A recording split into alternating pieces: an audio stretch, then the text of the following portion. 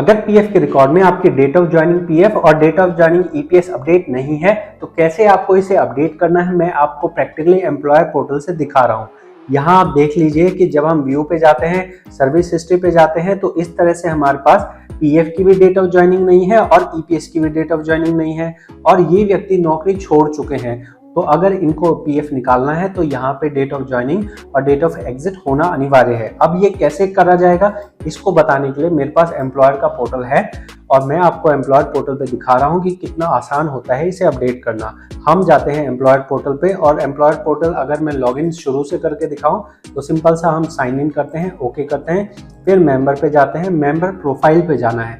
अगर already member है तो मेंबर प्रोफाइल पे जाना है। देखो, अगर कंपनी को ये प्रोसेस नहीं पता होगा, आप उनसे ये वीडियो शेयर कीजिए, वो इस प्रोसेस को देख के फिर आपका काम कर सकते हैं। यहाँ यूएन नंबर में आपका यूएन नंबर डालेंगे, सर्च करेंगे तो आपका यहाँ पे डिटेल नज़र आ जाएगी। तो ये जो डिटेल नज़र आ रही है इसमें आप देख लीजिए कि मिसिंग डिटेल में जाना है। जैसे ही मिसिंग डिटेल में जाएंगे तो आपसे कहा जा रहा है कि आप यहाँ पे डेट ऑफ ज्वाइनिंग पीएफ भी डाल सकते हैं और ईपीएस भी डाल सकते हैं। अब इसमें डेट कौन सी डलेगी वो जानने के लिए आपको ये समझना जरूरी है कि आपको अपनी पासबुक देखनी है।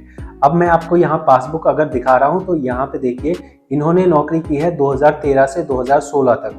तो यहाँ इसका मतलब ये बना कि जो इनकी ज्वाइनिंग डेट है वो 2013 की डलेगी और एग्जिट डेट जो है 2016 की डलेगी। तो ज्वाइनिंग डेट को समझने के लिए आप यहाँ पे ये इंपॉर्टेंट पॉइंट है, इसको ध्यान से समझिए। दिसंबर 2013 यहाँ पे जो डेट ऑफ ज्वाइनिंग है वो दिसंबर 2013 की डलेगी।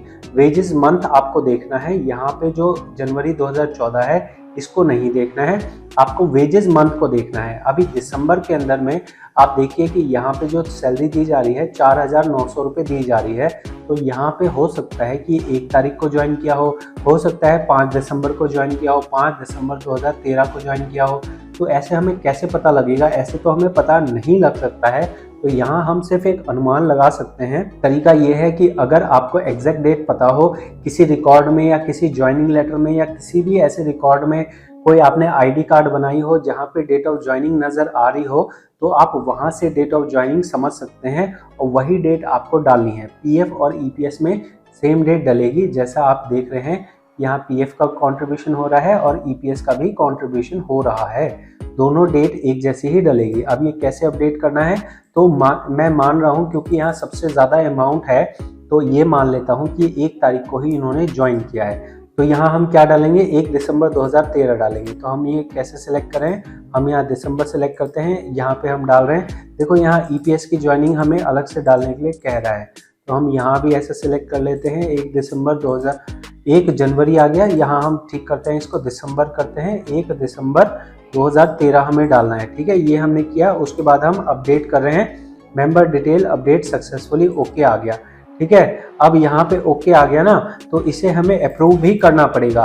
Following record is pending for approval, please approve here, ठीक है। तो हम यहाँ पे भी जा सकते हैं और यहाँ पे जो अप्रूव मेंबर मिसिंग डिटेल आ रही है, यहाँ पे अगर आप देखेंगे तो यहाँ नज़र आ रहा है कि आपको कौन सी वाले मेंबर की डिटेल मिसिंग दिखानी है। जैसे हमने आपको अभी दिखाया कि यहाँ पे 1 दिसंबर 2013 आ रही है, ये चीज हमने यहाँ पे दिखा दी। फिलहाल मेरे को ये अप्रूव नहीं करना है, मैं आपको डेमो दिखा रहा हूँ। ये जिसका है वो मेरे स्टूडेंट है, मैंने उन्हें क्लास दी है, मैंने उन्हें सिखाया है कि कैसे करते हैं, तो ये वीडियो मैं उन्हें दूंगा।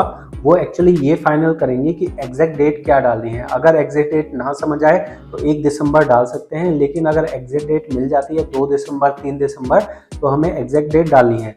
एग्जैक्ट डेट डालने के बाद हम क्या कर रहे हैं, यहाँ पे फिलहाल हम रिजेक्ट कर रहे हैं। रिमार्क में क्या कर रहे हैं, रिमार्क में हम अभी फिलहाल कुछ नहीं कर रहे हैं और यहाँ पे हम क्या कर रहे हैं, रिजेक्ट में हम ओके कर देते हैं, ठीक है। जैसे ही हमने ओके किया तो यहाँ क्या हो गया, यहाँ से ये डिटेल हट गई।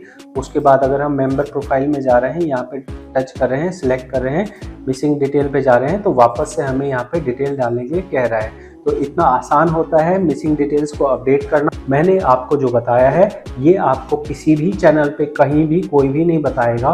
तो आपको ये जानकारी, ये काम की इंफॉर्मेशन कैसी लगी है ये कमेंट में बताइए और इस वीडियो को 10 में से कितने नंबर देंगे ये भी ज़रूर बताइए। और अगर आपको और कोई सुझाव हो तो आप कमेंट में दे सकते हैं। मिलते हैं अगली जानकारी भरी वीडियो में। बहुत बहुत धन्यवाद।